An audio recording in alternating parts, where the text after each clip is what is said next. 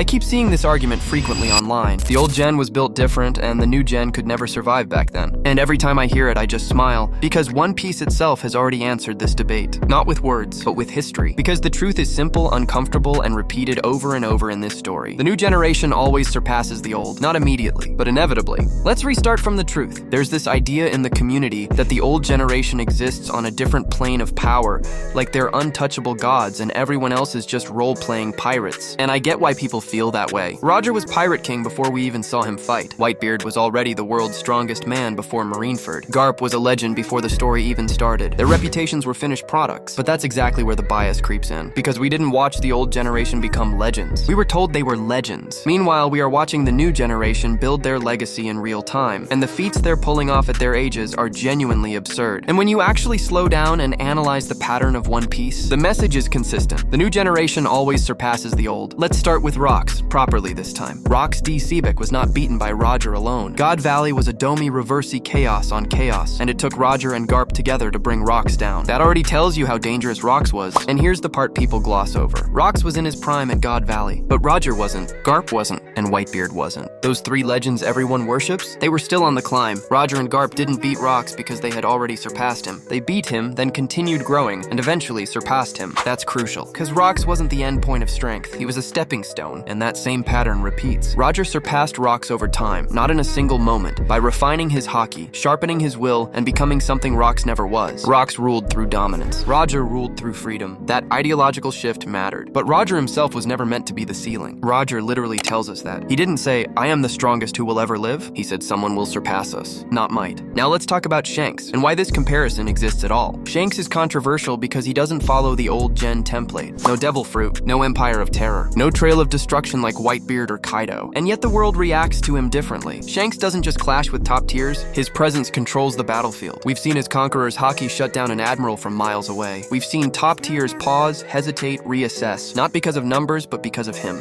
That's not Roger's style. Roger overwhelmed you head on. Shanks refines the same power into something sharper, more efficient, more controlled, and more evolved. That's not disrespect to Roger, that's progression. Roger walked so the next generation could run smarter. Now here's where the argument really collapses for old gen supremacy. Age. People forget how young the new generation actually is. Kid and Law, both around age 20, defeated Big Mom, one of the strongest pirates of all time. Luffy was 19 when he defeated Kaido, the so-called strongest creature, after Kaido had already dominated the New World for decades. Zoro is 21 and already standing among the very top combatants, on a direct path to becoming the world's strongest swordsman, a title that belongs to the same echelon as Pirate King and World's Strongest Man. These are not normal feats. These are endgame level accomplishments happening before these characters even peak. Now compare that to the old generation. Roger, Whitebeard, and Garp were already well into adulthood when their legends solidified. Their peak came after years of dominance. The new generation is doing this early, and that should terrify anyone still clinging to old gen supremacy. Because if this is what they look like now, what do they look like at their peak? And then there's the final war. This is the biggest point people refuse to confront. The old generation never fought. Emu, the full might of the world government. The Gorosei in combat. The God's Knights. The world government never treated Roger, Whitebeard as existential threats the way they treat Joy Boy Nika. That alone tells you everything. Oda has made it clear, narratively, that the final war will eclipse everything before it. And while Oda isn't obsessed with power scaling, power has always mattered in One Piece. If the final saga is meant to be the greatest conflict in the story, then the fighters involved must operate on a higher level. The current generation isn't the endpoint. They are the bridge, stepping stones towards surpassing the legends that came before. Just like Rocks existed to be surpassed by Roger. Just like Roger existed to be surpassed by the next era. That's the entire philosophy of inherited will, not inherited ceilings. We are watching the new generation become myths in real time. And history in One Piece has never favored those who cling to the past. The crown is always passed forward, not because the old generation was weak, but because they were never meant to be the final answer. If you enjoyed the video, don't forget to drop a like and subscribe.